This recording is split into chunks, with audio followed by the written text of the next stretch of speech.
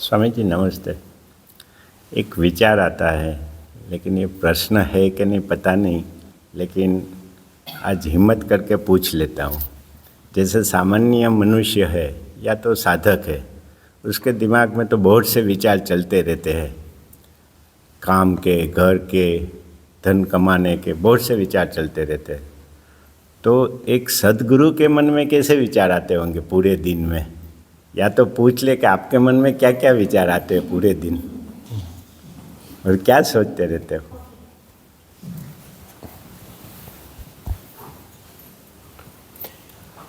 विचार आते हैं।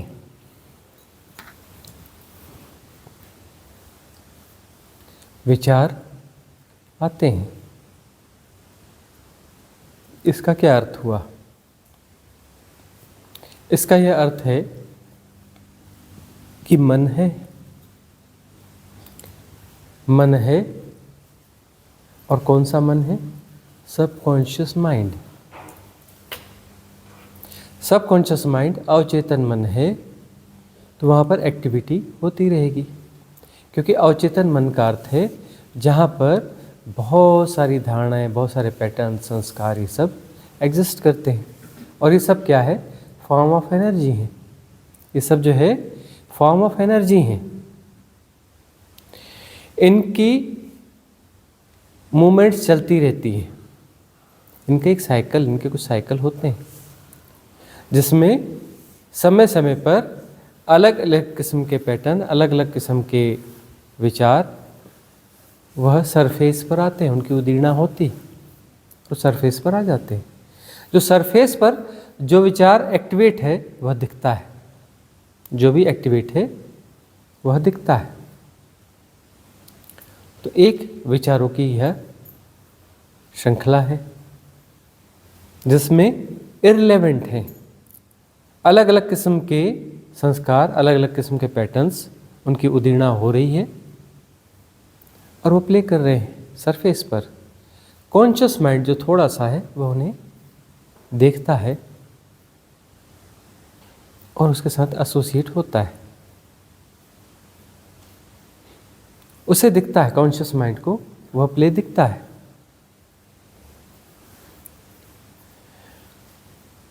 साधना जो है इससे बाहर होने की साधना है। क्लींजिंग, क्लींजिंग किस चीज़ की होती है? इन सारी धारणाओं की, पैटर्न्स की, संस्कारों की, जो भी सबकॉन्शियस माइंड में एग्जिस्ट कर रहे हैं फॉर्म ऑफ एनर्जी के रूप में, उन सब की क्लींजिंग होती है। इन सब की जब क्लींजिंग हो जाती है तो वहाँ पर सिर्फ कॉन्शियस माइंड होता है। कॉन्शियस माइंड होता है तब वहाँ पर विचार आते नहीं हैं। जरूरत पड़ने पर विचार नाम की क्षमता का प्रयोग किया जाता है, आवश्यकता पड़ने पर। बेहोशी में विचार आते हैं।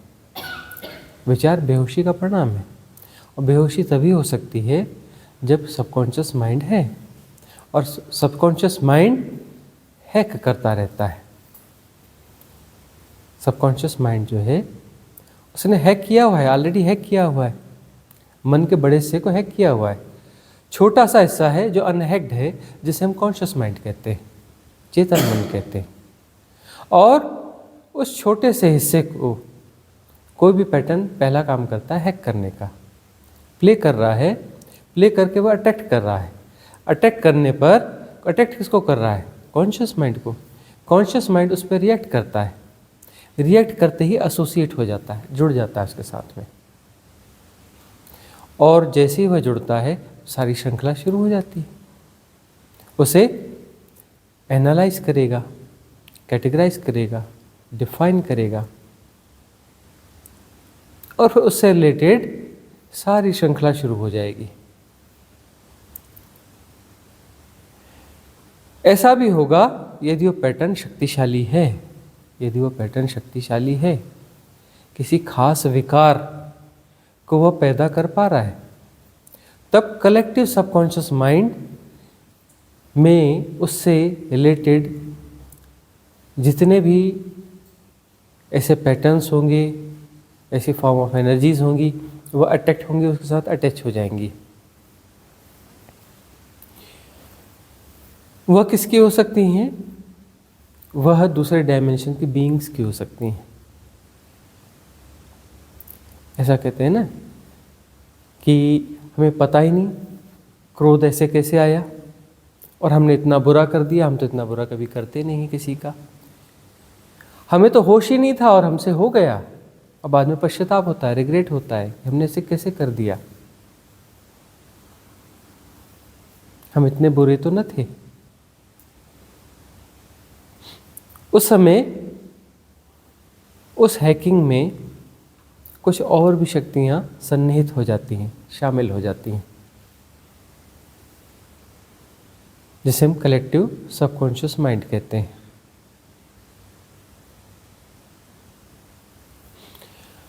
वहाँ पर जो लेटेड पैटर्न्स काम कर रहे हैं उसको राइट करती हैं बीइंग्स, दूसरी बीइंग्स उसको राइट करती हैं, क्योंकि उन्हें वह प्ले करना है, उन्हें वह भोगना है, उन्हें वह भोगना है, तो वो उसे राइट करेंगी और यहाँ आके अटैच हो जाएंगी। प्ले करने के लिए यह बॉडी जरूरी है।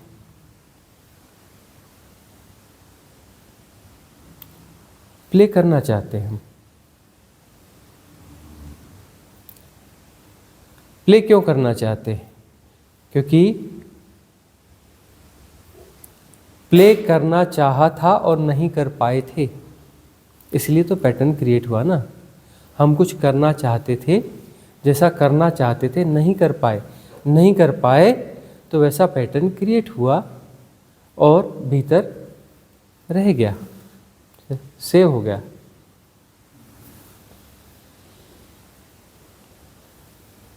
अब वह जब भी मौका मिलेगा, जब भी मौका मिलेगा तो वह प्ले होगा ही होगा, वह राइट उसके माध्यम से राइट किया जाएगा। इवन जो बीइंग्स हैं, जो भी बीइंग्स हैं जो कि जिनके पास अभी शरीर नहीं है, जिनके पास अभी शरीर नहीं है, तो वह भी भोगना चाहती हैं। भोगना भी मुक्ति का मार्ग है, भोगना भी मुक्ति का मार्ग है, लेकिन भोगने मात्र से मुक्ति नहीं होती। कर्म प्रारब्ध भोगते हैं ना लोग, भोगते हैं तो भोगने के कारण उनकी मुक्ति हो जानी चाहिए। मुक्ति क्यों नहीं होती? सिर्फ भोगने से मुक्ति नहीं होती है। सिर्फ कर्म प्रारब्ध को भोगने से कर्म नहीं कट जाते। कर्म प्रारब्ध भोगते समय अवेयरनेस होनी चाहिए, अवेयरनेस होनी चाहिए, होश होना चाहिए, तभी कर्म प्रारब्ध जो है कटता है, तभी कर्म अकाउंट में वह कुछ माइनस करेगा।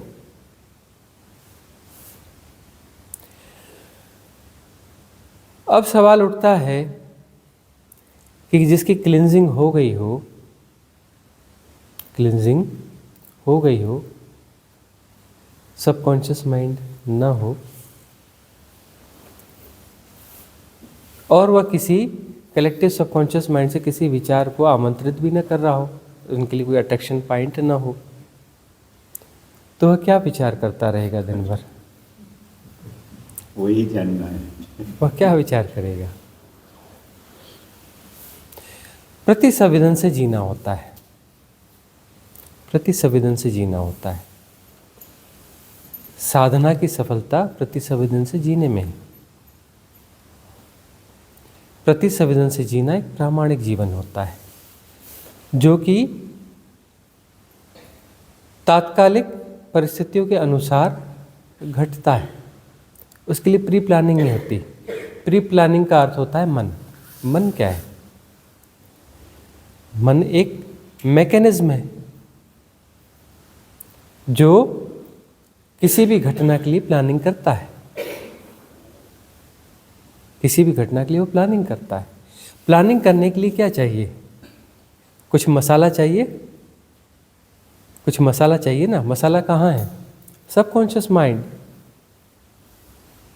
भाई किसी चीज़ की भी प्लानिंग कर रहे हो उसके लिए सबकॉन्शियस माइंड चाहिए ना। क्या प्लान करना चाहते हो, क्यों प्लान करना चाहते हो, कब प्लान करना चाहते हो, उसका लक्ष्य क्या है, गोल क्या है। इस सब के लिए धारणाओं की जरूरत है, सबकॉन्शियस माइंड की। एक दूसरा तरीका है कि प्रतिसंवेदन से जीना। प्रतिसंवेदन से भी बहुत कुछ होगा, लगभग मिलता जुलता होगा, लेकिन तब भी बहुत फर्क होता है, तब भी बहुत फर्क होता है।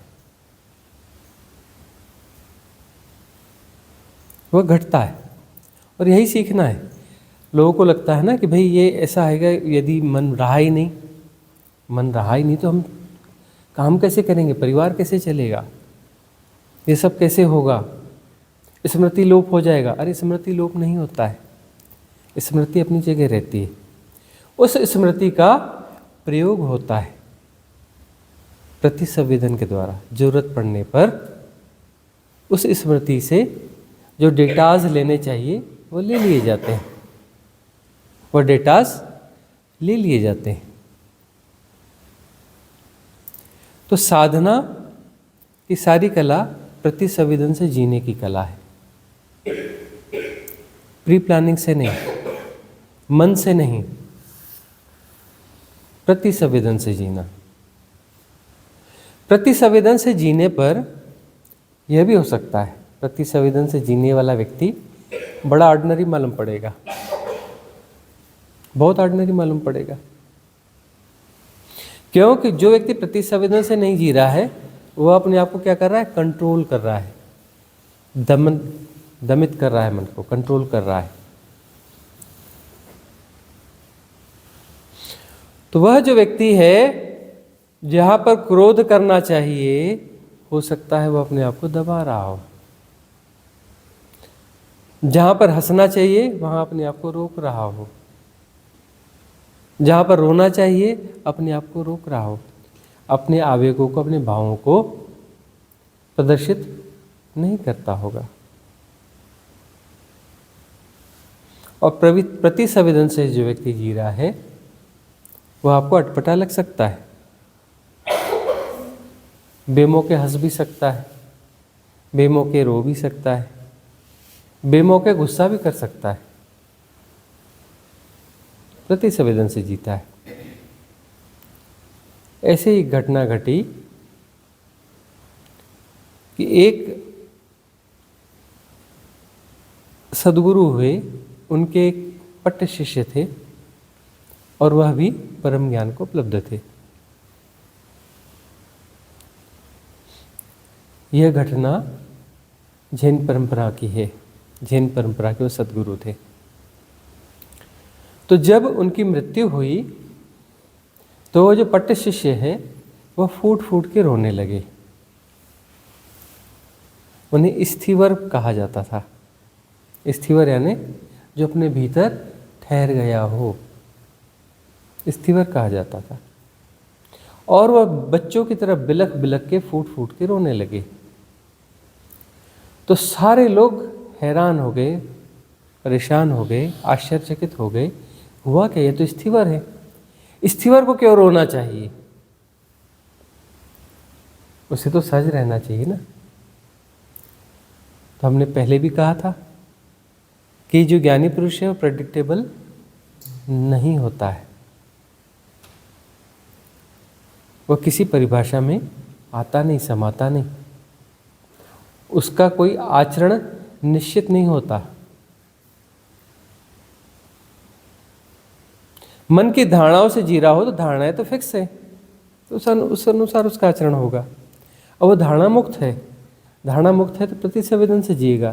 तो प्रतिसंवेदन में कब क्या घटेगा उसका कोई लेखा जोखा नहीं होता। वह क्या करेगा किसी भाग्य में, किसी कुंडलिनी में, किसी नाड़ी ज्योतिष में लिखा हुआ नहीं है, वह प्रेडिक्टेबल नहीं है। कॉमन मैन प्रेडिक्टेबल है। नाड़ी ज्योतिष वाले पट्टी खोल के पढ़ेंगे ना, कूट तमिल की, उसे बता देंगे कि ये कब क्या करेगा, उसके बाद ऐसा करेगा, उसके बाद वैसा करेगा, उसके बाद वैसा करेगा, सब बता देंगे। कोई बड़ा ज्योतिष उसके बारे में लेखा जोखा हिसाब किताब बता देगा, क्योंकि प्रिडिक्टेबल है। ज्ञानी पुरुष प्रिडिक्टेबल नहीं है, उसका कहीं लेखा जोखा होता नहीं, बनता नहीं। वो प्रति संवेदन से जीता है। तो फूट फूट के रोया। तब कुछ हिम्मत करके एक दो लोगों ने पूछा कि स्थिवर के बनते, आप जो है रोते हैं, यह आपको शोभा नहीं देता, आप स्थिवर कहते हैं। और हम सब आश्चर्यचकित हैं। उन्होंने क्या उत्तर दिया, अरे मुझे जो घट रहा है घटने दो, मुझे रोना आ रहा है, मैं तुम्हारे गुणाभाग के हिसाब से न रोऊं। मुझे क्या लेना था तुम्हारे गुणाभाग से कि तुम क्या सोचते हो। स्थिवर, तुम मुझे कहते हो, मैं तो अपने आप को कहता नहीं। तुम क्या कहते हो, तुम अपनी परिभाषा अपने पास रखो। तुम मुझे जो पद देते हो, अपने पद वापस ले लो। मुझे जो घट रहा है, मैं अपने हिसाब से जी रहा हूं। तो उन्होंने कहा, आपको इतना माया मोह? किसने कहा मुझे माया मोह? अब एक जो है प्यारा व्यक्ति है, प्यारा सद्गुरु है, और उसने शरीर छोड़ा।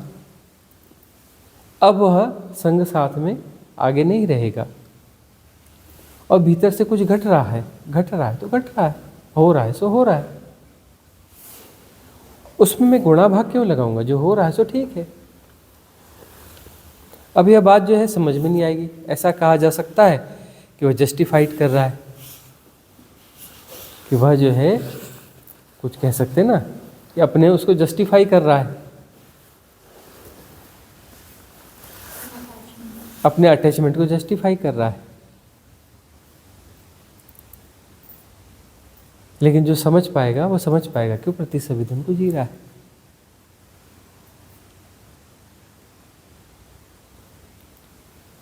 तो प्रति संवेदन से जीना होता है और धारणा से जीना होता है। दो ढंग होते हैं। धारणा से जीना यानी मन को जीना, यानी उसमें विचार आते हैं और हैक भी करते हैं, ऑपरेट भी करते हैं, और यही भाग्य है। क्या फर्क है गुरुजी अटैचमेंट और प्रति संवेदन में, या फिर किसी और फीलिंग में और प्रति संवेदन में? हाँ, यही तो फर्क है कि वह उसका तय है।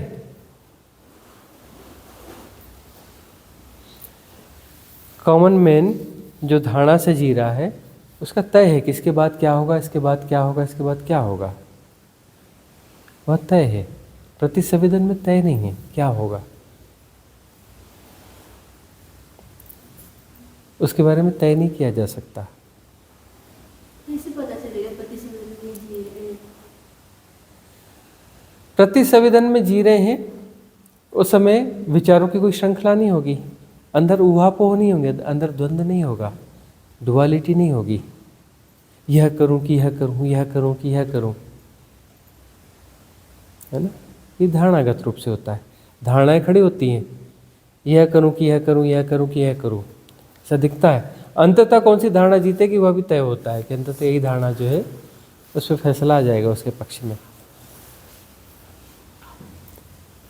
लेकिन दूसरी धारणा बीच बीच में उसको खींचती भी रहेगी, ठीक से अपने आप को एक्सप्रेस नहीं कर पाओगे। जितना अभिव्यक्त करना है पूरा अभिव्यक्त नहीं करोगे, आधा अधूरा ही करोगे, दूसरी धारणा भी खींचती रहेगी जो उसकी विरोधी धारणा है। प्रति संवेदन में जो घटेगा फुल फ्लो घटेगा, उसमें कोई द्वंद्व नहीं होगा, किंतु परंतु नहीं होगा।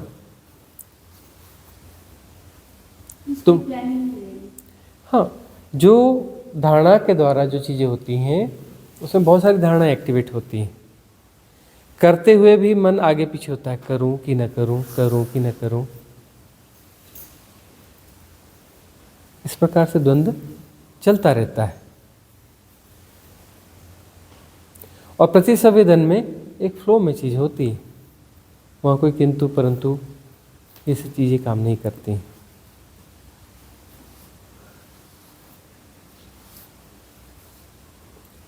और कोई प्रश्न है दूसरा आपके पास से? जी आपका प्रश्न है इसमें और कुछ? स्वामी जी, तो जैसे एक सदगुरु अनेक आत्मा को मुक्ति दिलाता है, तो क्या ये भी एक पैटर्न नहीं है? सदगुरु किसी कोई आत्मा को मुक्ति दिलाने मुक्ति का दिलाता है, कार्य ये करता आपसे किसने कहा?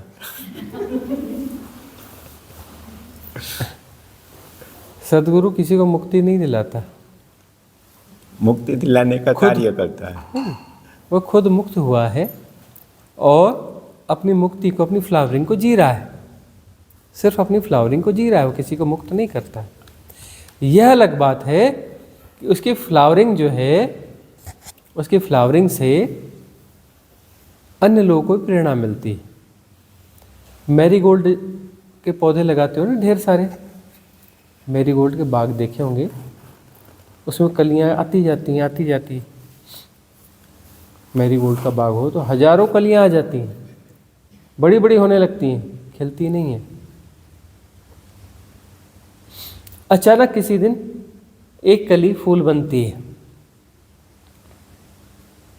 अगले दिन देखना सैकड़ों फूल खिल जाएंगे।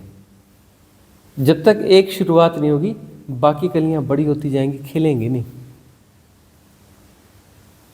एक कली खिल गई, फूल बन गई, फिर लाइन लग जाती है फूलों की। तो जो है, क्या उस कली ने दूसरे फूलों को खिलाती है वो कली? लेकिन उसकी फ्लावरिंग ऐसी है, उस फ्लावरिंग से प्रेरणा पैदा होती है और बाकी फ्लावरिंग्स होने लगती हैं। सदगुरु किसी को भी मुक्त नहीं करते, किसी आत्मा को मुक्त नहीं करते। वो सिर्फ अपनी फ्लावरिंग को जीते हैं। उस फ्लावरिंग को जीने के कारण अन्य लोगों में फ्लावरिंग होने लगती है। कोई किसी को मुक्त कर ही नहीं सकता, और कोई यदि किसी को मुक्त करता है तो मुक्ति तो बहुत बुरी मुक्ति है। ऐसी मुक्ति तो लेने जैसी नहीं है, गुलामी है। तो यह तो गुलामी है।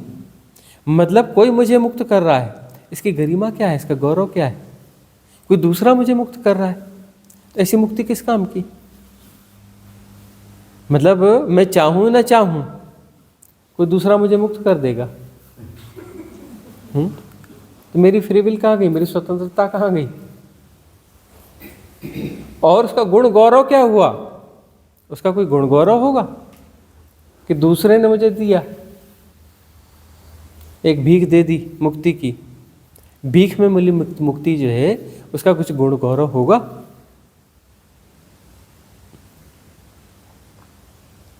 गुण गौरव होता है जो स्व से अर्जित हो, स्वकार्जन।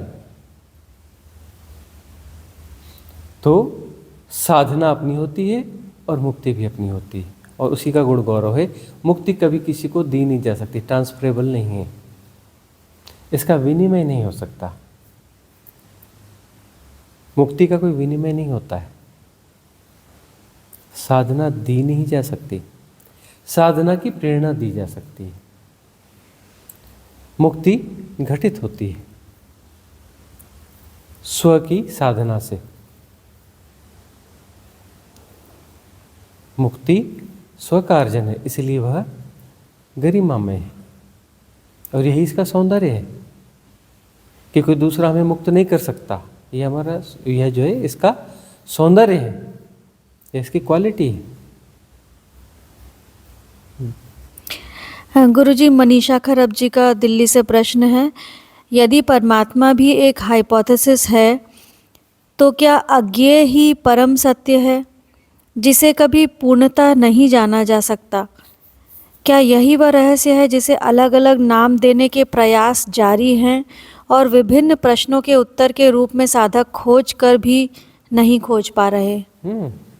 यही तो है। रहस्य का क्या अर्थ होता है? दो शब्द हैं, एक रहस्य और एक पहेली।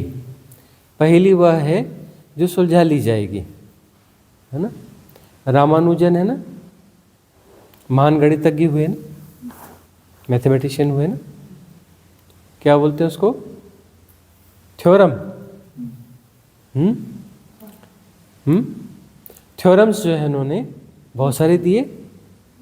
कितने कठिन थे, सुलझते चले गए ना। थोड़े से थ्योरम अभी बचे हैं। अभी नहीं, 5-10 साल बाद, 20 साल बाद, 25 साल बाद, 50 साल बाद वो थ्योरम भी सुलझा लिए जाएंगे। पहेली है ना, कितना भी कठिन थ्योरम हो, पहेली तो है, सुलझा लिए जाएंगे ना। लगी हुई है ना, 10-20 यूनिवर्सिटीज़ लगी हुई है ना, और 10-20-25 यूनिवर्सिटीज़ और लग जाएंगी। 150 साल में थ्योरम वो सॉल्व कर लिए जाएंगे। पहेलियाँ हैं, और रहस्य वह है जिसे कितना भी सुलझाओ, सुलझा के भी सुलझाया नहीं जा सकता। और यह उसकी ब्यूटी है, यह उसकी क्वालिटी है। सुलझ जाएगा तो 2 कौड़ी का हो जाएगा, पहेली हो जाएगी वह तो।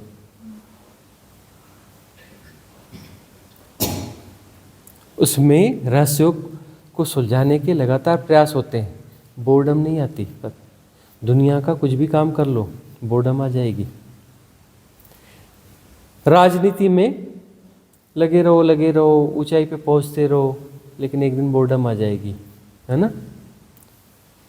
फिर क्या होगा? जीवन बीत गया, जीवन रीत गया, है ना। प्रधानमंत्री रहे हो 3 बार, बड़े बड़े पुरस्कार अर्जित कर लो, और क्या लिखोगे? जीवन बीत गया, जीवन रीत गया। अरबपति बन जाओ, खरबपति बन जाओ, तब समझ में आएगा हासिल क्या आया? कुछ नहीं, 0, खाली हाथ जाना है। सिकंदर कहता है, मरते वक्त निर्देश देता है कि जब मेरी अर्थी निकालो तो मेरे दोनों हाथ बाहर रख देना और खुले। सबको पता चल जाना चाहिए कि सिकंदर खाली हाथ जा रहा है। इस दुनिया का मालिक, समझने वाला, खाली हाथ जा रहा है। खुले हाथ दिखना चाहिए लोगों को। जागे लोग, सिकंदर भी खाली हाथ जाता है। इस पागलपन की दौड़ में मत पड़ना, इस पागलपन की दौड़ में मत पड़ना।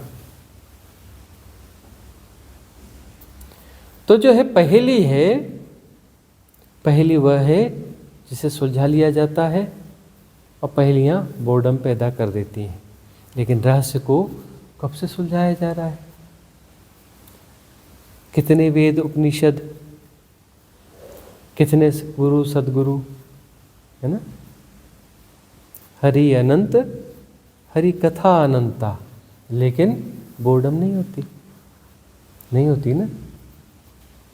इतने समय से सब चला आ रहा है, लेकिन बोर्डम नहीं होती। वह पहेली नहीं है, वह रहस्य है। रहस्य नित्य नूतन होता है। रहस्य को जिया जा सकता है, सुलझाया नहीं जा सकता, लेकिन सुलझाने की कोशिश में पात्रता का विकास होता है। पात्रता का विकास होता है, और विकास होते होते होते होते रहस्यों को जीने लगते हैं। रहस्य में प्रवेश हो जाता है। तो जीवन की गहराइयों में उतरेंगे तो रहस्य मिलेगा। उसकी गहराइयों में उतरना है। उथले उथले जी रहे हो, इसलिए बेचैनी है, इसलिए बोर्डम है, इसलिए घबराहट है, सब कुछ है।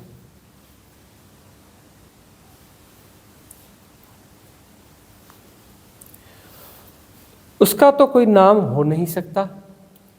कोशिश करते हैं भाषा में उसे बांधने की, कोशिश करते हैं उसे इशारे करने की।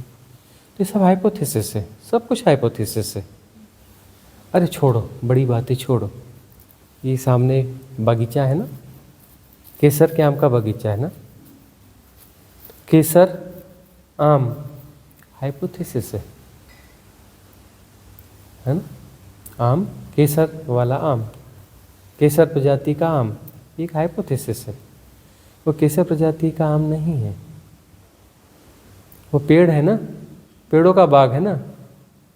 पेड़ हाइपोथेसिस है, वो बाग हाइपोथेसिस है। बाग नहीं होते हैं, पेड़ नहीं होते हैं, आम नहीं होते, केसर प्रजाति का आम नहीं होता है। ये सब हाइपोथेसिस है। ये यूटिलिटेरियन फैक्ट्स हैं, उपयोगिताएं हैं। यह सब जो है उपयोगिताएं हैं। हम कुछ धारणा को गढ़ रहे हैं, उस धारणा को हम सत्य मान रहे हैं।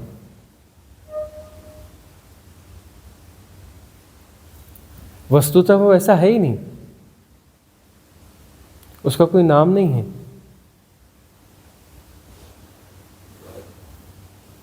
चलो इसमें कुछ थोड़ा नाम रूप कुछ समझ में आ भी जाता है, मोटे मोटे तौर पे देखें तो, बहुत गहरे में उतरेंगे तो नहीं है, मोटे मोटे तौर पे देखोगे तो चलो कुछ है भी। पर जिस अल्टीमेट मिस्ट्री की बात की जा रही है, जिस इनफाइनाइट वैक्यूमनेस की बात की जा रही है, निर्वाती अनंतता की बात की जा रही है, जो बियॉन्ड टाइम एंड स्पेस है, उसे बांधोगे काहे में?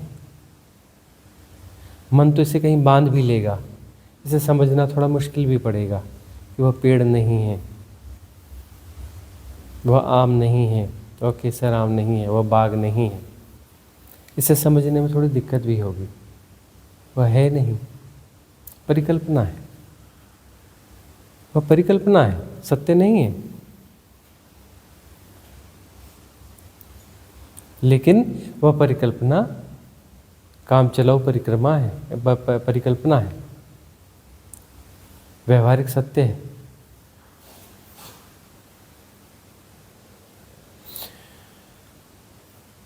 यह सब जो है साक्षी है, आत्मा है, परमात्मा है, सब हाइपोथेसिस है। हाइपोथेसिस से ज़्यादा कभी कुछ हो नहीं सकता।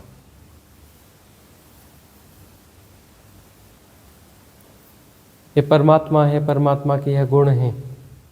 परमात्मा बोलते ही कुछ ना कुछ गुण तो निर्धारित कर लिए ना, नाम देते ही कुछ ना कुछ तो गुण निर्धारित कर लिए ना। हम कहते हैं निर्गुण, निर्गुण भी तो एक गुण है ना, क्योंकि हाइपोथेसिस का ही तो हिस्सा है ना। और निराकार, निराकार वो इनफाइनाइटनेस को शब्दों में बांधा जा सकता है। इनफाइनाइट में इनफाइनाइट समा सकता है, अनंत में अनंत समा सकता है, अनंत शब्दों में अनंत समा सकता है। क्या अनंत शब्द उस अनंतता की ओर बराबर इशारा है?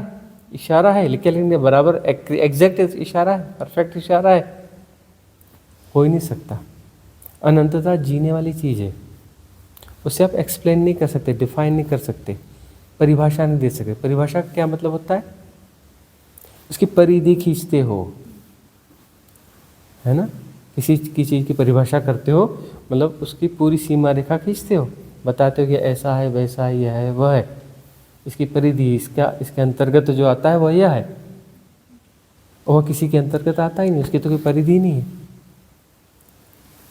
उसकी परिधि है ही नहीं। ऐसा नहीं है कि हम उसकी परिधि नहीं देख पाते, उसकी परिधि वस्तुतः ही नहीं है। और जिसकी कोई परिधि नहीं है उसका कोई केंद्र भी नहीं होता।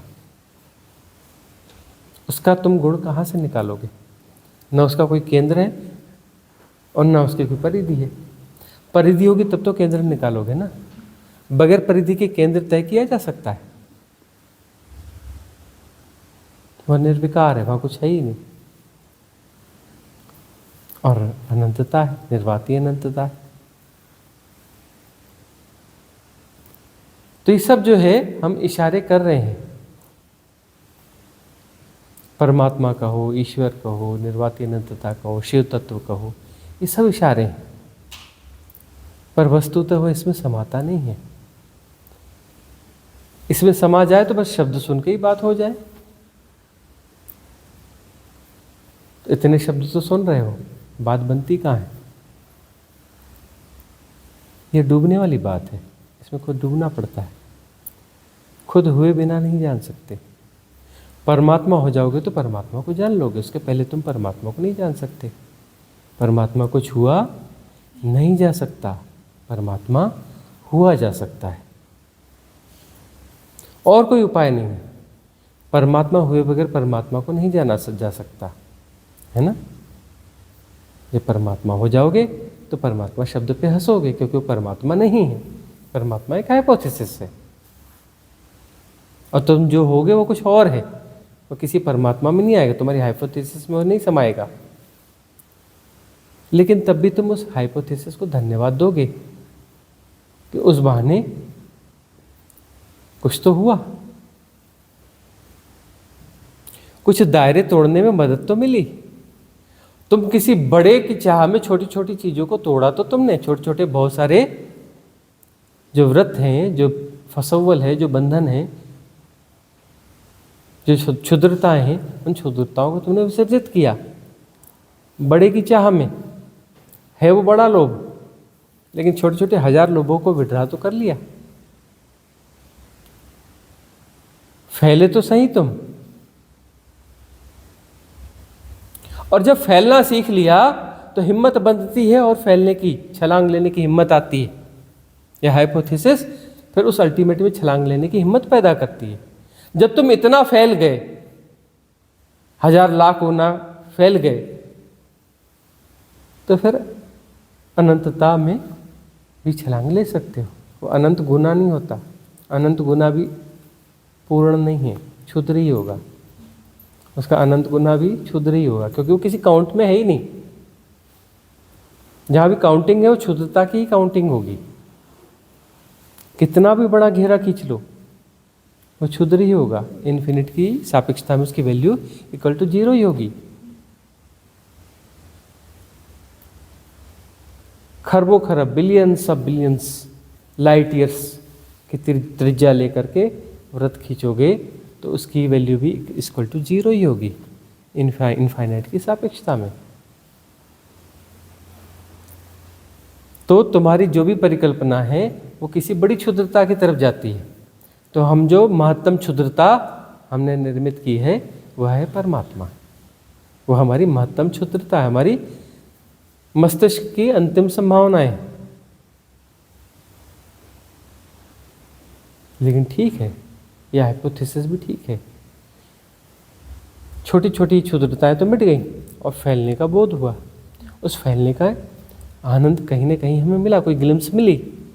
इस ग्लिम्स के सहारे ही अगली छलांग लगती है।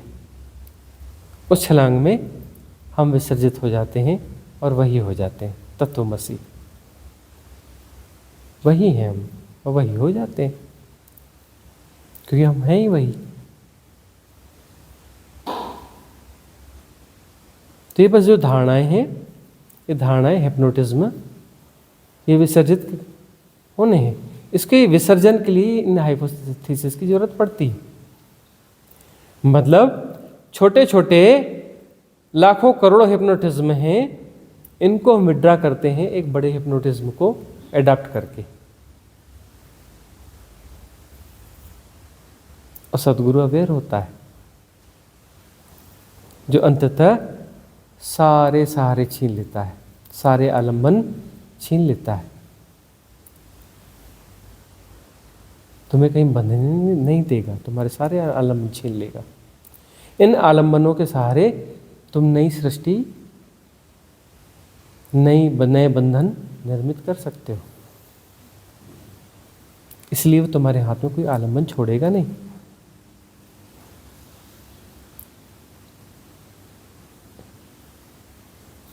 अगला कोई प्रश्न है? जी गुरु जी। आपका प्रश्न है? चंद्रिका जी का भी एक प्रश्न था। हाँ चलिए, आपका कोई प्रश्न है? चलो ले लो, कोई दूर।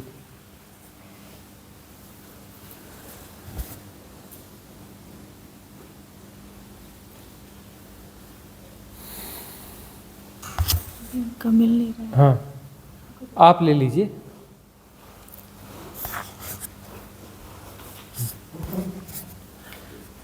स्वामी जी नमस्ते। प्रश्न ये है कि हम आपसे क्यों जुड़ रहे हैं? क्या कोई पूर्व जन्म के ऐसा कोई संबंध होगा, या तो आपने हमें बताया होगा कि जब मुझे आत्मबोध, आत्मज्ञान प्राप्त करेगा तो वो मार्ग में आपको जुड़ा। आपसे ये साधक कैसे जुड़ रहे हैं, कैसे जुड़ जाते हैं? कोई भी सद्गुरु होता है मतलब वह घटना घटती है। एक्चुअली वह अपने कर्म प्रकृति को भोग रहा है। सद्गुरु होना कोई मुक्ति नहीं है, मुक्ति की अंतिम बाधा है। वह अंतिम बाधा है, वह अपने अंतिम कर्मों को भोग रहा है। और अंतिम कर्म अस्तित्व की व्यवस्था के तहत होते हैं। उस कास्मिक रिदम, उस महारास, उस बड़े खेल का हिस्सा है, उस बड़ी लीला का हिस्सा है कि मुक्त होने से पहले उसे यह कर या टैक्स चुकाना पड़ता है, यह टैक्स चुकाना पड़ता है। तो जिस भी व्यक्ति की संभावना होती है कि वह अभिव्यक्ति दे सकता है, इस कमजोर भाषा में उस परम रहस्य को पिरोने की क्षमता जिसके पास है, हालांकि तब भी वह हाइपोथेसिस ही होगी, लेकिन ज़्यादा प्यूरिफाइड हाइपोथेसिस जो दे सकता है और अंततः उन हाइपोथेसिस को विड्रा भी कर सकता है, तो उसे चुना जाता है, उसे चुना जाता है और उसे यह काम करना होता है। तो जिस जन्म में सद्गुरु है, तो पिछले जन्म में भी वह गुरु तो होता ही है, गुरु तो होता ही है। उस समय भी बहुत सारे साधक उनके पास होते हैं और तब जो है यह बात चलती है कि अगला कुछ होगा, उसमें उस एरा में तुम भी जन्म ले लेना, फिर मिलेंगे, फिर बात को आगे बढ़ाएंगे।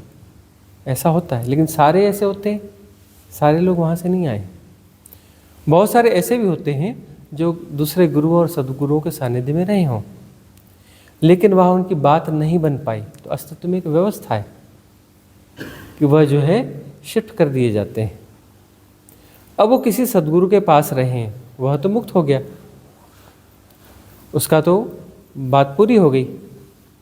अब वो जो उनके संपर्क में जो साधक रहे आए और साधना की अच्छी खासी गतियाँ हो गई, उनका अब क्या होगा, उनको अब सपोर्ट कहाँ से मिलेगा? तो ये अस्तित्वगत व्यवस्था होती है कि उनको जो है उस नई एरा में जो सद्गुरु हुए हैं उनके साथ में अटैच कर दिया जाता है।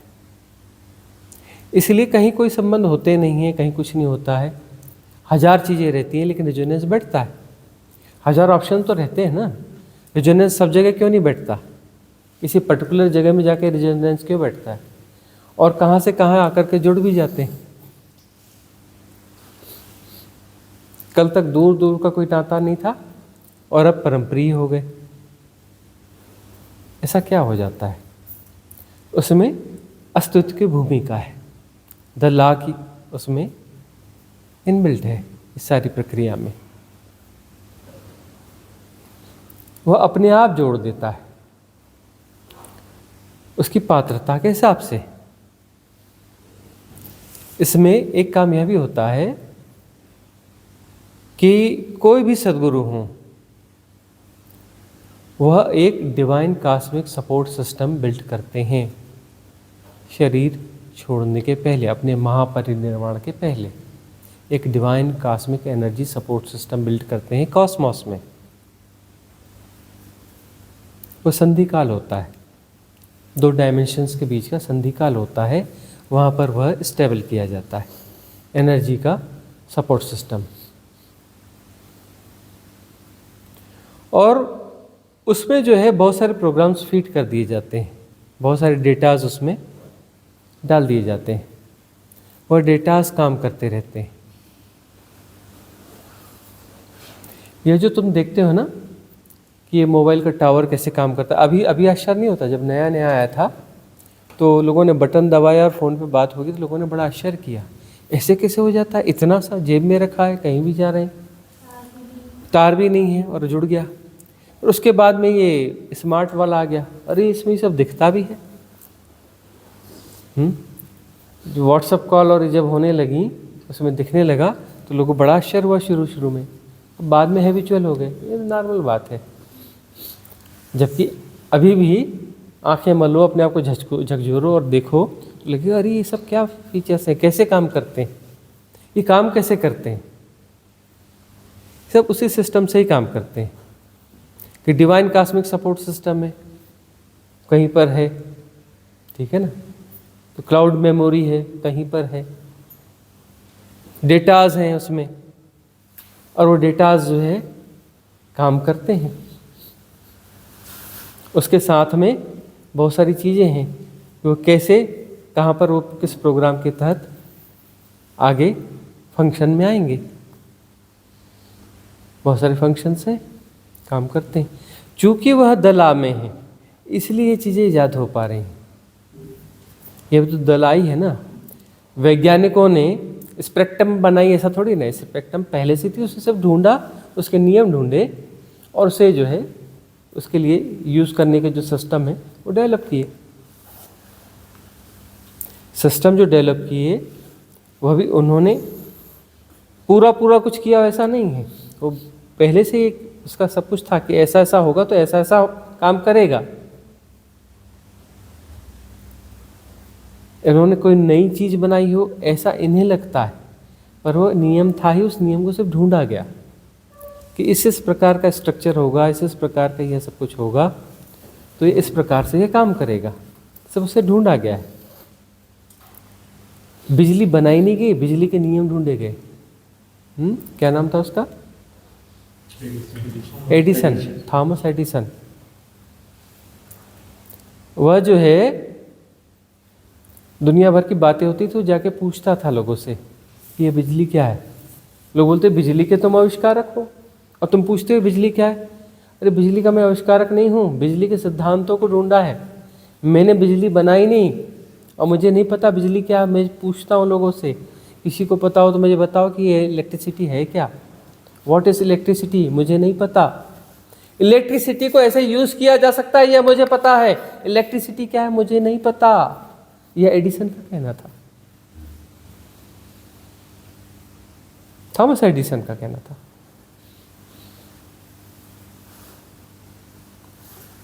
तो विज्ञान जो है चीज़ों को ऐसा बनाता है ऐसा नहीं है, उन नियमों को ढूंढ लेता है और उसका उपयोग कर लेता है। तो यह चीज़ें क्यों हैं? क्योंकि यह दला है। उस दला में ऐसा भी है कि बुद्ध पुरुष जो है और किसी बड़े विज्ञान को जानते हैं, उसमें किसी उसके अंतरिक्ष विमान की ज़रूरत नहीं पड़ेगी, किसी सैटेलाइट को वहाँ स्टेबल करने की ज़रूरत नहीं पड़ेगी।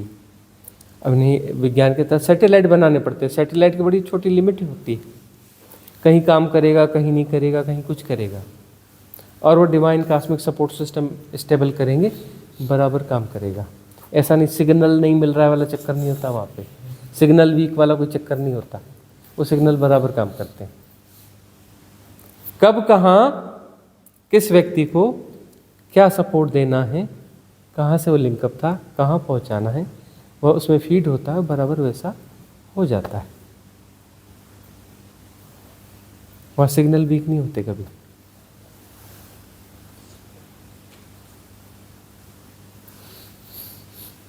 तो इस प्रकार से जो है ये चीज़ें काम करती हैं कि दूसरे सद्गुरु जो है जो मुक्त हो जाएंगे तो उनके जो शिष्य हुए, जिनके साथ उनके कमिटमेंट्स रहे, उनका क्या होगा? फिर तो वो उनकी मुक्ति हो नहीं सकती। मुक्ति तो फिर नहीं हो सकती ना, जब कमिटमेंट था और कमिटमेंट पूरा नहीं किया और मुक्त हो गए। ऐसे कैसे मुक्त हो जाओगे भाई? अपने कर्म प्रारब्ध पूरे नहीं करोगे।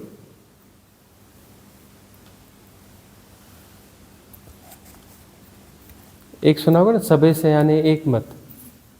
क्यों एक मत है? क्योंकि सब सयाने एक ही हैं, इसलिए एक मत है, दो तो है नहीं वो। तो उधर से मुक्त हो गया तो दूसरा भी तो वही है ना, तो वहाँ पर वह आ जाता है। वह कोई आया है दूसरे सद्गुरु के पास से, हम उसका काम कर रहे हैं ऐसा थोड़ी ना है, हम अपना ही काम कर रहे हैं। इसलिए कुछ लोगों को बड़ी दिक्कत होती है। कभी हमने कह दिया, किसी बात पर उठी, किसी ने कहा ओशो वैसा, ओशो वैसा, ओशो वैसा, आप इनके बारे में क्या सोचते हैं? हम अपने बारे में क्या सोचेंगे? अरे भाई एक ही तो हैं, दो हैं कहाँ? कभी हमने कहा कि शिव, अरे भाई हम ही तो शिव हैं, और हम आपको कहते हैं आप भी शिव हो। अपने शिवत्व को जानना है, दूसरा है कहाँ? अब यदि इस बात को कहते हो, यदि इस बात में अड़चन पैदा होती है, हम कहते हैं कि हम शिव हैं और आपको अड़चन पैदा हो रही है, मतलब आप अपने बैरियर्स को मजबूत कर रहे हो। जब आप हमारे शिवत्व को स्वीकार नहीं कर सकते तो अपने शिवत्व को कैसे स्वीकार करोगे?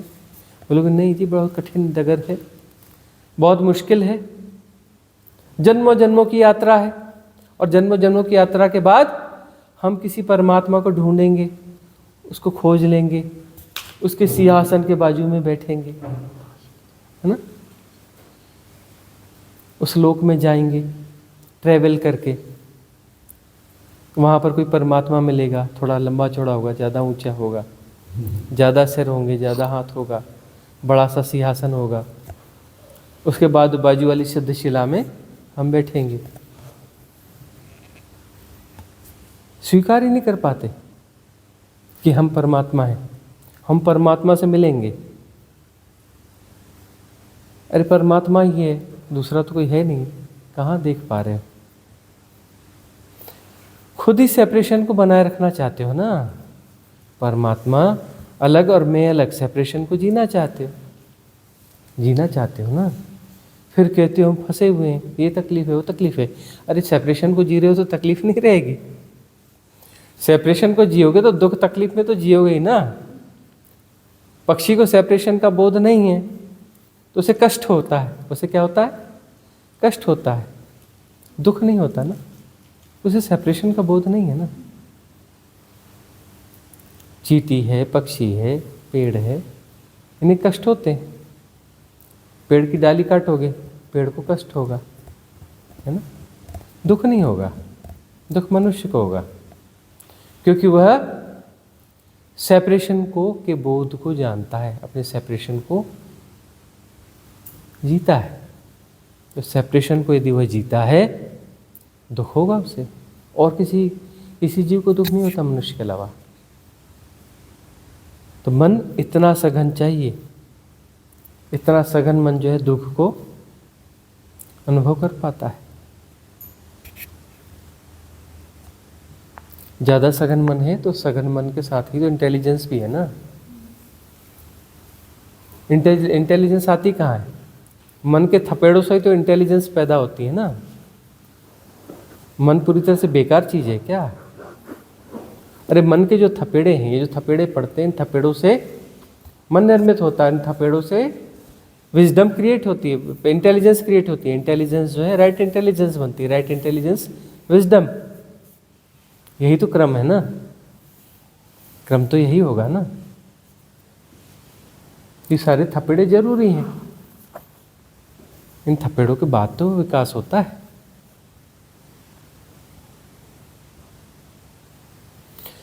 तो सेपरेशन का बोध मनुष्य के पास है, सेपरेशन का बोध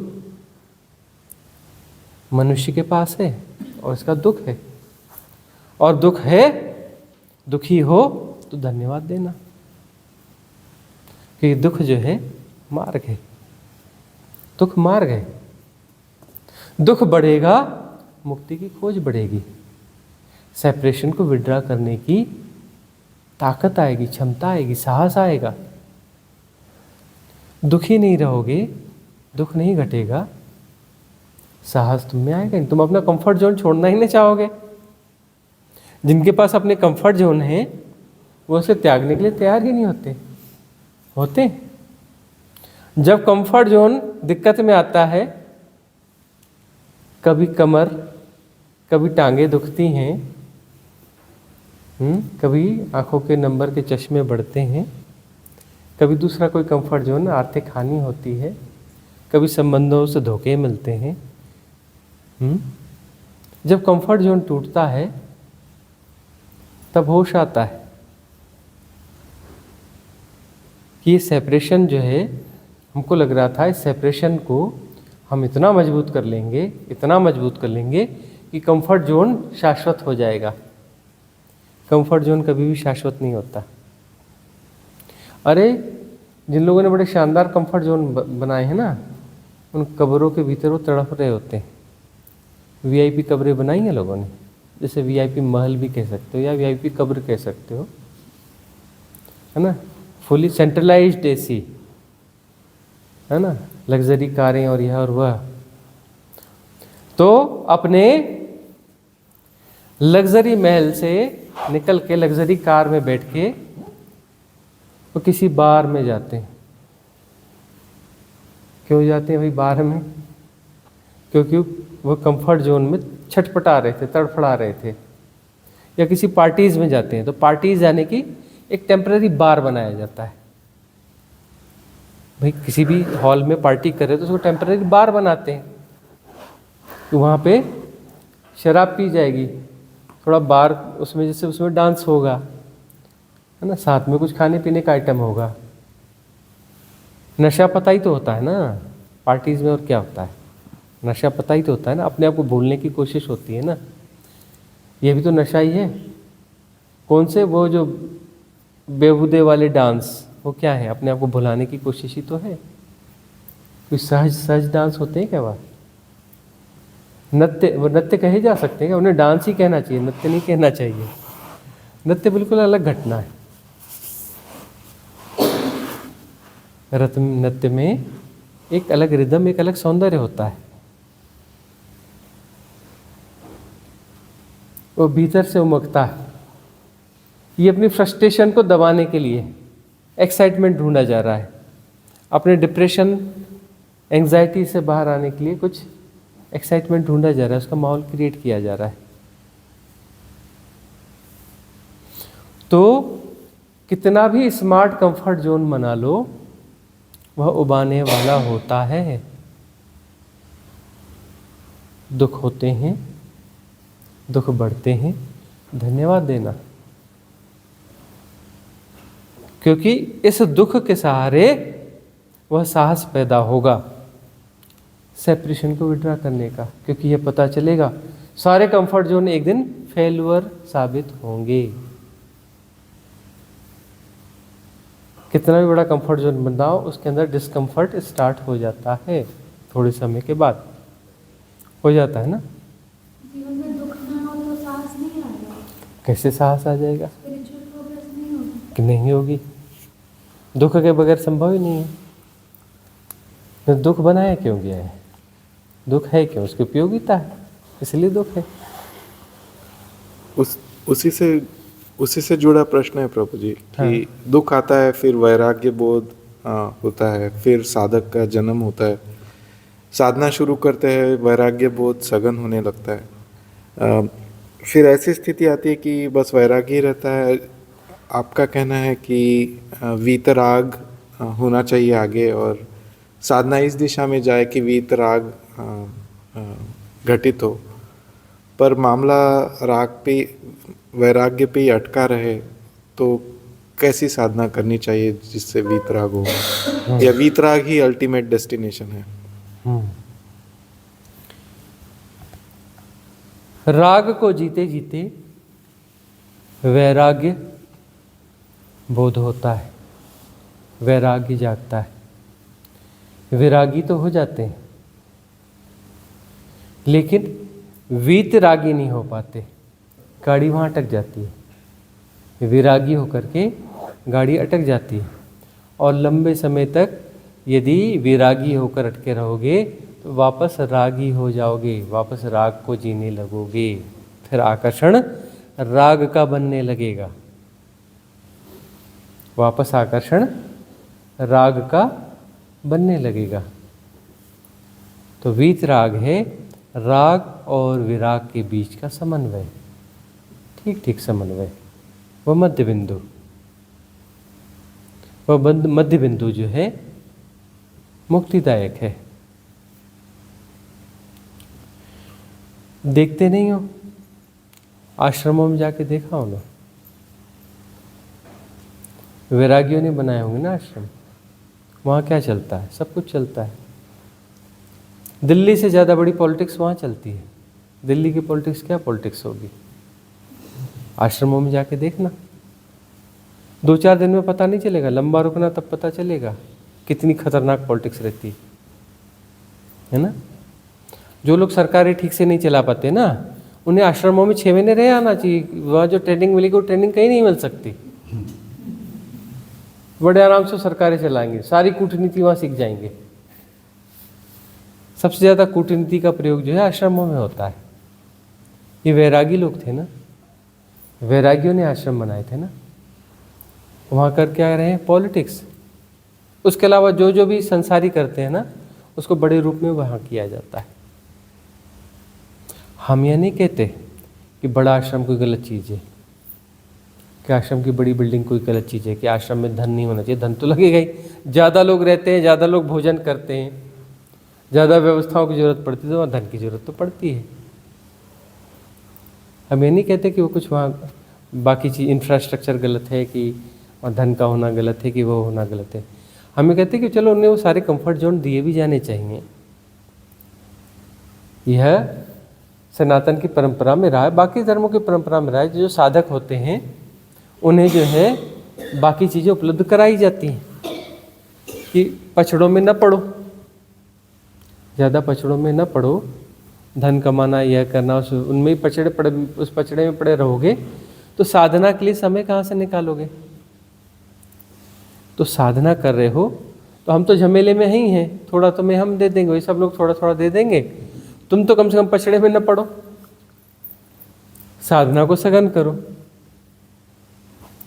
तो वहाँ साधना छोड़ करके सब कुछ होता है, साधना छोड़ करके सब कुछ होता है। साधना के नाम पर कुछ कर्मकांड हो जाते हैं,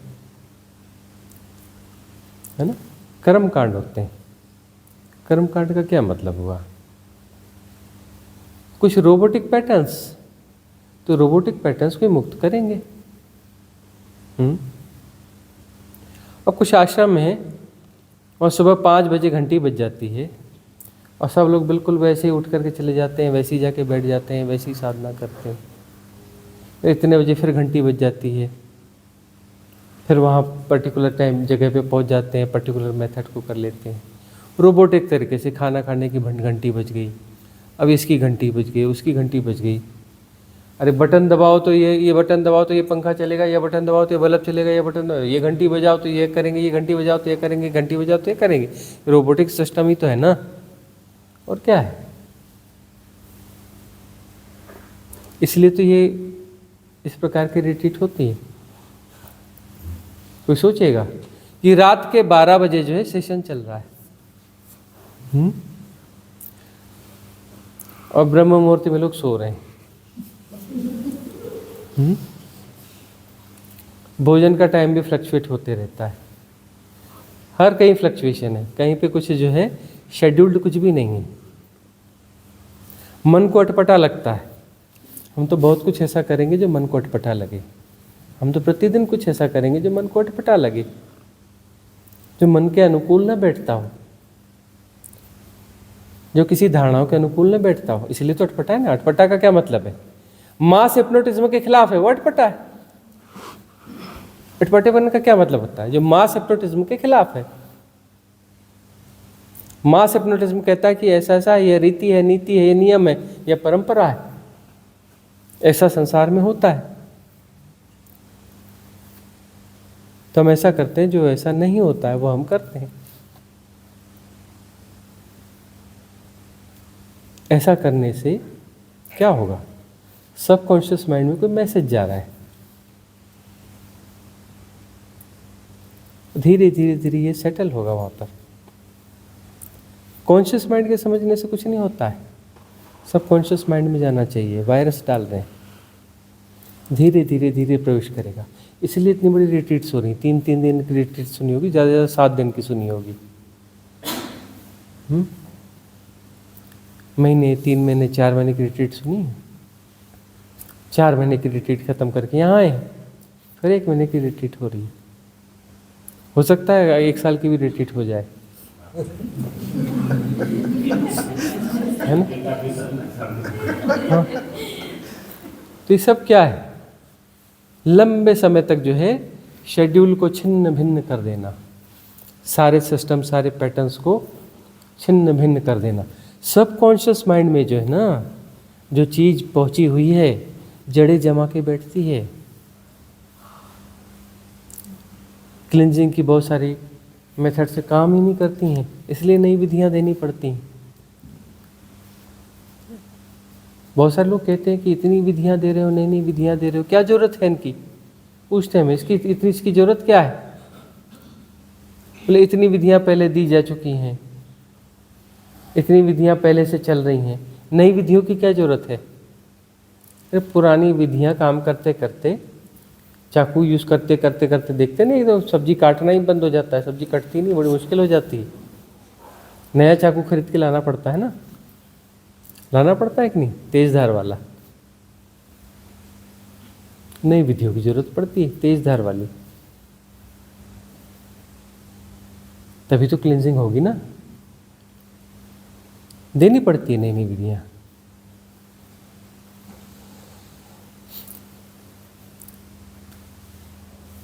हम जो है आधी अधूरी साधनाओं के पक्ष में नहीं हैं, हम कहते हैं पूरा जीवन साधना है। तो हम यहाँ पर रखेंगे, लंबे समय तक रखेंगे साथ में, और जो है सारी धारणाओं को तोड़ देंगे। साधकों को बड़े हिसाब से चलना चाहिए। हम बोले साधकों फिल्मी गाने पे डांस करो, साधकों को लहसुन प्याज खाना नहीं चाहिए। हम कहते हैं अच्छी वाली लहसुन लेके आना।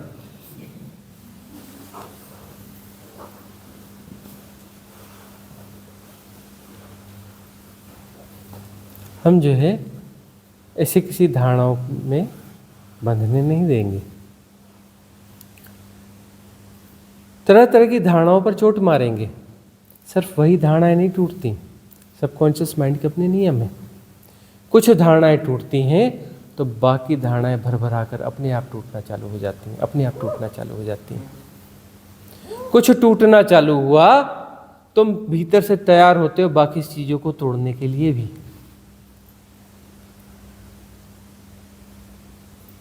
बाकी चीज़ें भी टूटना फिर चालू हो जाती हैं। सब कुछ टूट फूट जाना चाहिए, सब कुछ टूट फूट जाना चाहिए। तुमको बचना ही नहीं चाहिए, तुम्हें मटिया मेट हो जाना चाहिए, चूर चूर होना चाहिए। तुम्हें कूट पीस कर मिट्टी बना देंगे, बालू बना देंगे, बचने ही नहीं देंगे कुछ ठोस। कुछ भी नहीं बचना चाहिए, कुछ भी बचेगा उसके सहारे फिर सब कुछ बन जाएगा, फिर पूरी फसावट बन जाएगी। इसलिए लंबी रिट्रीट्स की जरूरत पड़ती है।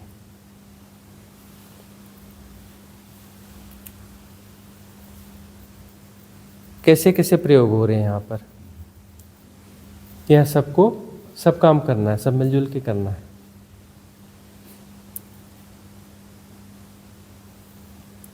बाकी रिट्रीट्स में बस जाओ आराम से, सब कुछ खाने पीने का तैयार, यह तैयार, यहाँ तो खाना खुद ही बनाना पड़ेगा, सफाई खुद ही करनी पड़ेगी।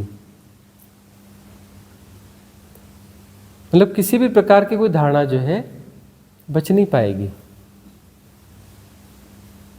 तुम्हारे सबकॉन्शियस माइंड के किसी भी पैटर्न को सहारा नहीं दिया जाएगा, सहारा नहीं दिया जाएगा, सब कुछ तोड़ फोड़ दिया जाएगा। तोड़ने फोड़ने का काम है। क्लिनजिंग, क्लिनजिंग की मेथड्स भी होंगी और यहाँ होना मात्र क्लिनजिंग है। यहाँ रह आओगे तो सब कुछ टूट फूट होती रहेगी।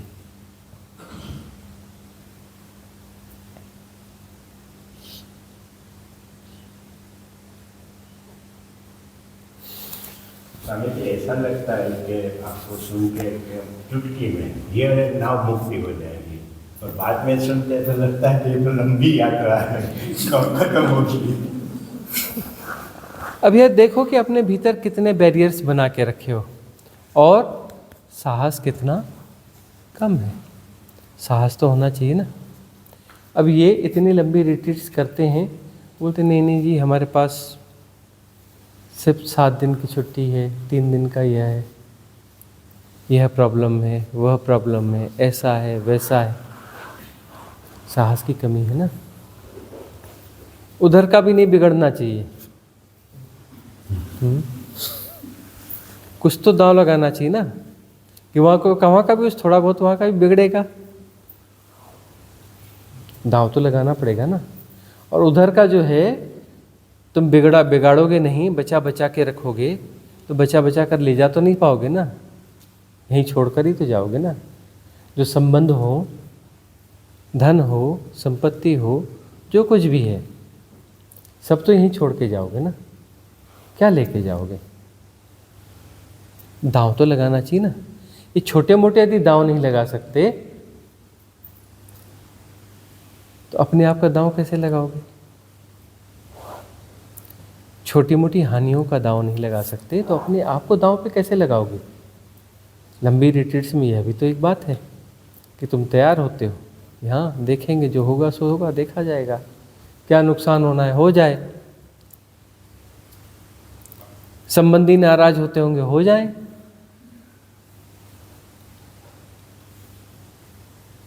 शादी थी बीच में नहीं गए, ज़्यादा से ज़्यादा क्या करोगे? तुम भी हमारे बच्चों की शादी में नहीं आओगे, मत आना, और क्या कर लोगे?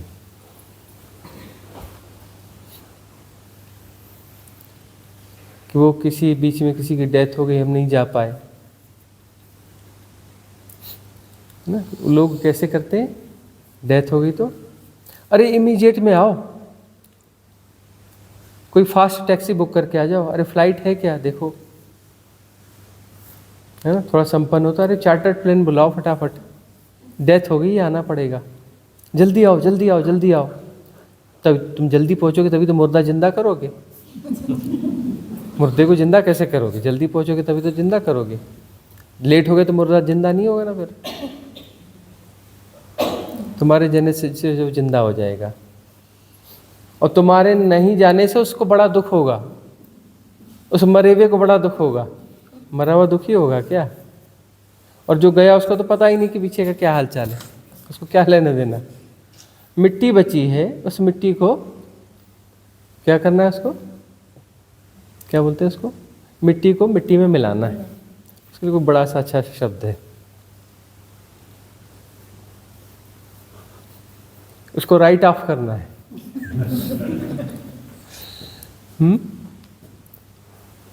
अरे वो किसी काम का नहीं रहा, उसको राइट ऑफ करना पड़ेगा ना।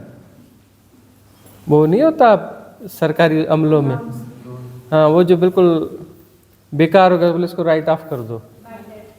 हाँ, मतलब उसको जो है वो इकट्ठा करके आग फूंक दो, जला के ख़त्म करो, राइट ऑफ।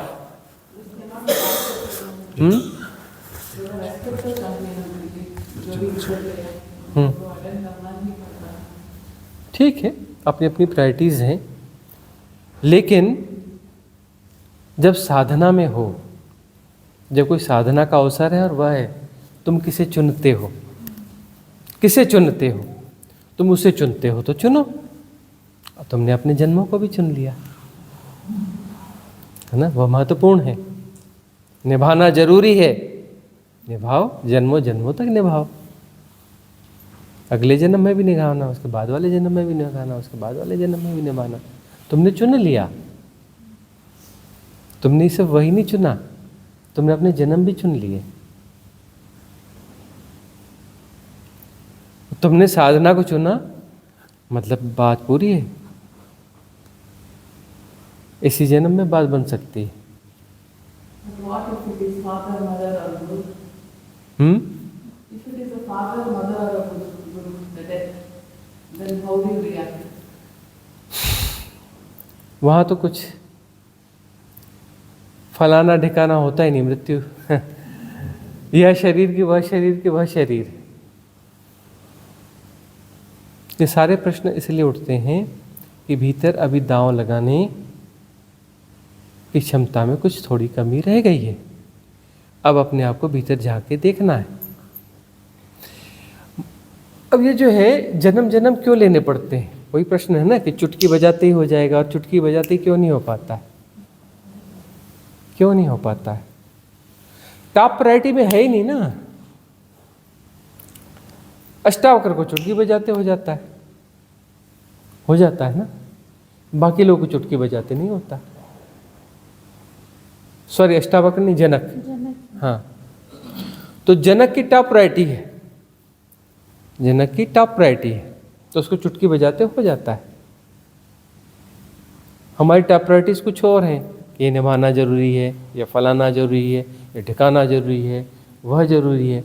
तो जियो ना टॉप प्रायोरिटीज को, कौन कह रहा ना जियो, जियो। और टॉप प्रायोरिटीज जो है कॉज एंड इफेक्ट की श्रृंखला है। फिर से जन्म होगा, फिर मृत्यु होगी, वो जन्म का कारण बनेंगे। भाई जिन प्रायोरिटीज को जी रहे हो, जिन भी प्रायोरिटीज को जी रहे हो, वही तो प्ले होंगी ना। हम इस प्रायोरिटीज को जिएंगे और प्ले दूसरी होगी, ऐसे कैसे हो जाएगा? जिस टॉप प्रायोरिटी को जी रहे हो वही प्ले होगी, दूसरी थोड़ी ना प्ले होगी।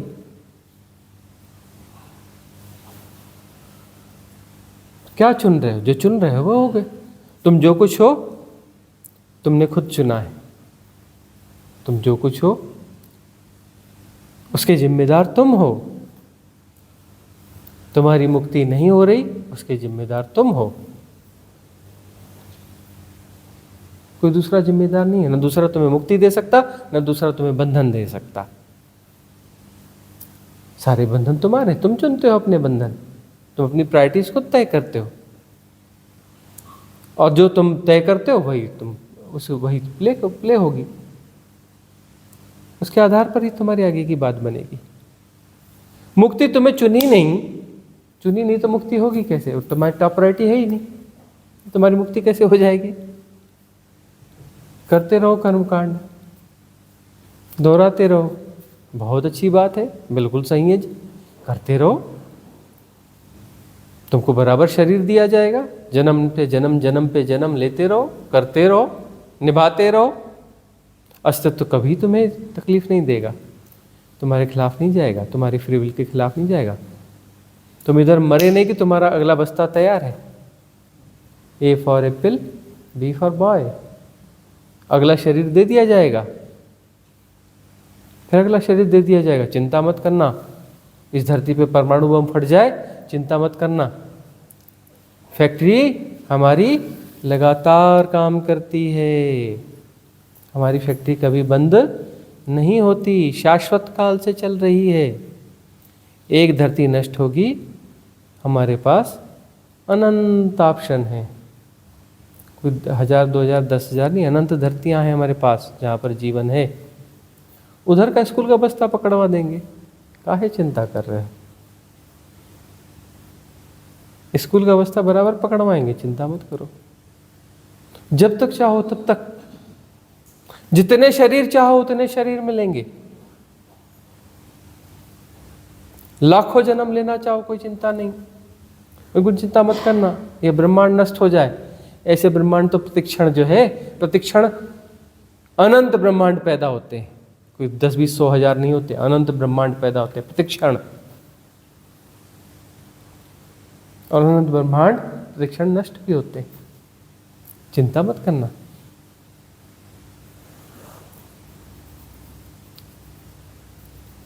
हमारी फैक्ट्री में कभी कोई पॉज है ही नहीं, बराबर काम करती है।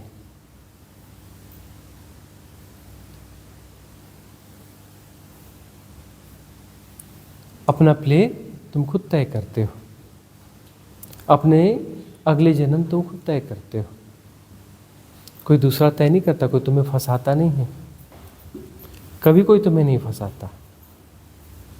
बेकार की बातें। कुछ दिनों से बड़े फोन आ रहे हैं, तो फलाने ने जादू कर दिया, तंत्र कर दिया, मंत्र कर दिया, यह कर दिया, वह कर दिया, मुझे ऐसा फंसा दिया, वह कर दिया। आप क्यों नहीं मानते कि ऐसा नहीं होता, ऐसा वैसा फलाना ढिकाना? अरे तुम चुनते हो ने, तुम्हारे आकर्षण है, तुम्हारे आकर्षण है तो तुम पे काम करते हैं, तुम्हारा आकर्षण ना हो तो तुम पे काम नहीं करेंगे। काम तो करते हैं यदि तुम उसका आकर्षण बनाओ। आकर्षण मतलब तुम अंदर उसका खांचा बनाते हो, उसका गड्ढा बनाते हो, तभी तो वो आकर के फंसता है तुम्हारे भीतर। तुम्हारे भीतर गड्ढा ही ना हो तो आकर वो फंसेगा कैसे? तंत्र मंत्र ये वो तुम उनके बारे में चिंतन करते हो, तुम उनको विश्वास करते हो, यह करते हो, वह करते हो, किसी प्रकार से कुछ करते हो, तब तुम अपने चित्त में वैसे खांचे बनाते हो, गड्ढे बनाते हो, उसमें आकर के वो फंस जाते हैं। सब पे क्यों नहीं काम करते ये? कुछ लोगों पे क्यों काम करते हैं?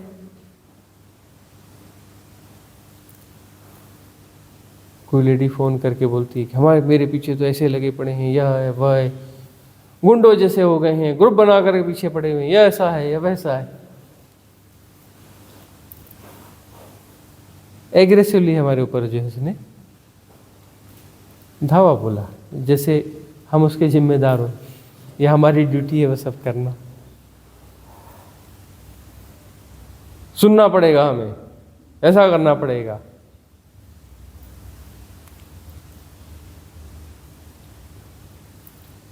सब खुद के निर्णय हैं, हम खुद जिम्मेदार होते हैं हर चीज के, कोई और जिम्मेदार नहीं होता है।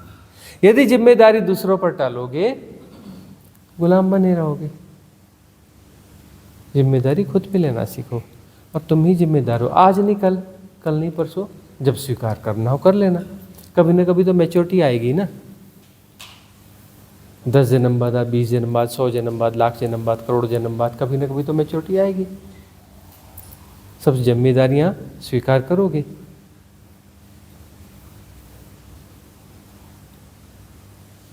और तब जो है दांव लगा पाओगे। जब जिम्मेदारियां स्वीकार करोगे कि मैं ही जिम्मेदार हूं, तब दांव लगा पाओगे। तभी दांव लगाने का साहस पैदा होता है। और जब स्थिति स्पष्ट हो जाए कि जो कुछ करना है मैं नहीं करना है, किसी और ने नहीं करना है ना, कर करके ही मैं को पैदा किया है, अब मैंने ही मैं को विसर्जित करना है। कर करके ही मैं को पैदा किया और मैंने ही मैं को विसर्जित करना है। कोई दूसरा मेरे मैं को विसर्जित नहीं कर सकता, मैं ही मैं को विसर्जित कर सकता है। इसके लिए दुख की क्या आवश्यकता है? दुख की आवश्यकता है ना, तो वैसे भी पुष्ट हो सकता है।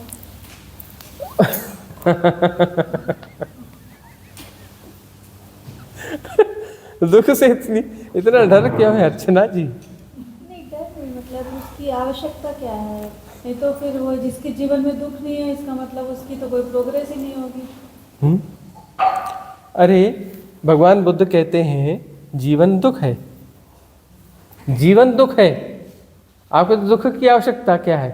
अरे झांक के देखो ठीक से जीवन को, पूरा जीवन दुख है, दुख के अलावा कुछ है ही नहीं, दुख ही दुख है।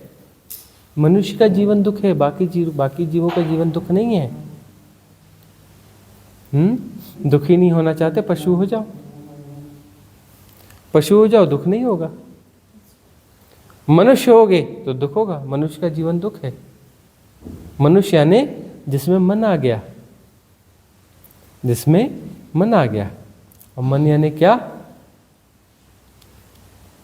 तुम पशु और परमात्मा दोनों के बीच का एक खिंचाव हो, एक तनाव हो। तुम ठीक से पशु भी नहीं रहे और तुम ठीक से परमात्मा भी नहीं हुए हो, तुम डोलते हो पशु और परमात्मा के बीच में, यह खिंचाव होता है। यही दुख है। पशु होते हो तो नहीं पशु नहीं होना है, अब पशु से ऊपर, पशु तुम हो नहीं सकते ज़्यादा देर के लिए। फिर परमात्मा होने की तरफ बढ़ते हो, फिर घबरा जाते हो, परमात्मा फिर तुम्हें गायब हो जाऊंगा, मैं तो बचूंगा ही नहीं। अरे वापस नीचे उतरो, नीचे उतरो, नीचे उतरो, नीचे उतरो, तो उतरते फिर पशु हो जाते हो। पशु मैं इतना पतित हो गया, मैं इतना गिर गया, मैं पशु हो गया, नहीं मुझे पशु नहीं होना, वापस परमात्मा होने लगते हो। परमात्मा की बाउंड्री टच करते करते घबराहट इतनी होती कि वापस नीचे आ जाते हो। बस यही फ्लक्चुएशन चलता रहता है और इसमें दुखी होते हो। परमात्मा होते वहाँ से वापस आते पर दुखी होते, देखो कितना बड़ा चांस था लेकिन क्या करूँ। अरे घबराहट भी होती है, इधर पशु हो गए, अरे मैं इतना गिर गया, मैं पशु हो गया, फिर दुखी होते हो, नहीं परमात्मा होना है। और यहीं पर मैच्योरिटी डेवलप होती है, ये खेल का हिस्सा है। और धीरे धीरे धीरे ऐसी छलांग मारते हो कि परमात्मा हो जाते हो, बात पूरी हो गई।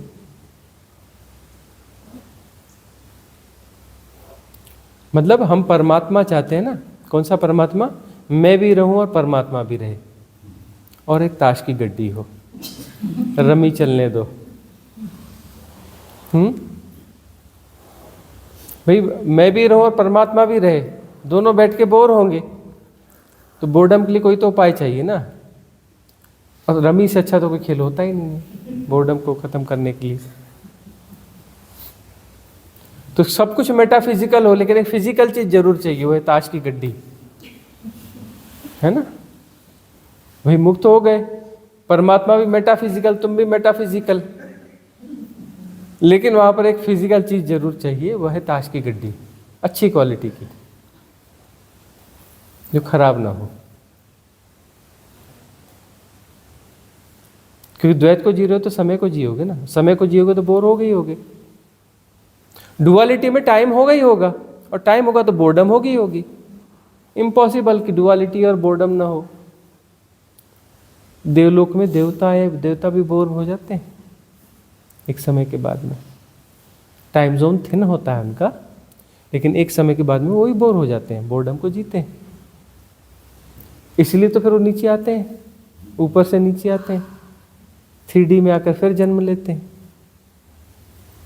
फिर स्कूल का बस्ता उठाते हैं और A for Apple, B for boy, उच्च लोक के देवता नीचे आकर के स्कूल का बस्ता उठाते हैं, बोलते हैं A for Apple, B for boy.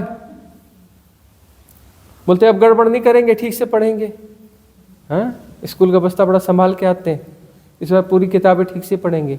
आधी अधूरी पढ़ी थी ना, बोले 60% आ गए थे, फर्स्ट डिवीजन आ गया था, है ना। लेकिन यहाँ पर पूरे 100% मार्क चाहिए। बीच वाला कोई काम नहीं है। बीच वाला काम यानी उच्च लोक के देवता, है ना। बेचारों के पास ताश की गड्डी भी नहीं होती।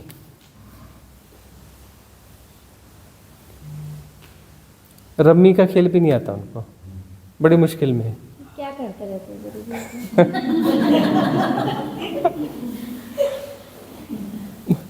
देखते नहीं फिर अपने बोर्डम को मिटाने के लिए क्या करते हैं।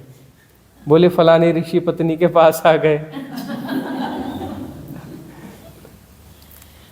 फिर यहाँ आकर के कुछ उंगली कर दी, वहाँ आके कुछ उंगली कर दी। टाइम पास करने के लिए इधर ही आना पड़ता है, कहीं और टाइम पास होता नहीं है। उधर भी खुराफात लेके जाते हैं मतलब।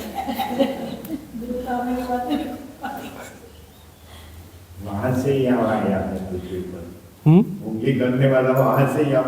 हाँ, स्वामी जी बोलते हैं देवी देवताओं के लोग मतलब अकाली रूप में रहते हैं वहाँ किस रूप में? रामायण खत्म हो गई तो एक प्रश्न आता है कि राम और सीता आपस में लगते क्या थे, इनका आपस में रिश्ता क्या था।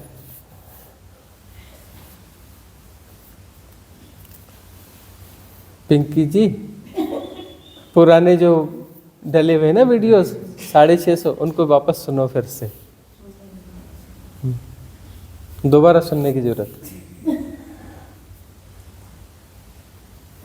तो आज की सभा यहाँ समाप्त करें।